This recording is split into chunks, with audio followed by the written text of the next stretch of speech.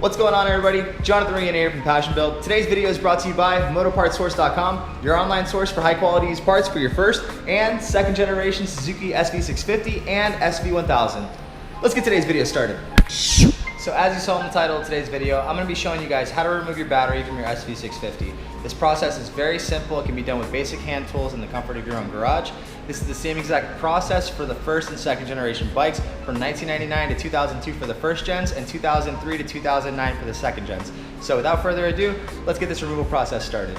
Alrighty, to get this removal process started, we're going to go ahead and remove the frame covers. There's one on each side of the bike. They're held in place by one 4mm Allen bolt, and then besides that bolt, there's also two alignment dowels underneath it holding it in place. So you're going to gently nudge on each corner of the plastic frame cover, and then that will allow it to pop off. Do not pry on this. If you do, you will damage those alignment dowels, and these pieces are a little difficult to find nowadays. So highly advise, take this off very, very gently.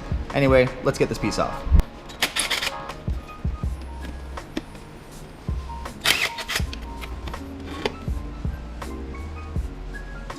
Alrighty, so once you go ahead and you get your frame covers removed from the bike, you're going to notice a 6mm Allen bolt underneath the main driver's seat. There's one on each side holding it in place. Once we remove those bolts, the seat will lift right up. So let's go ahead and get those removed.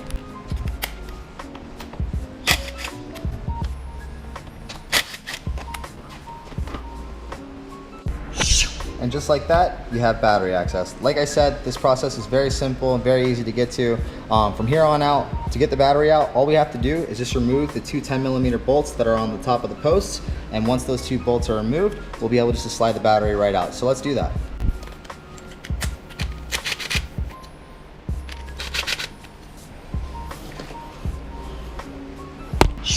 And just like that, you got your battery out.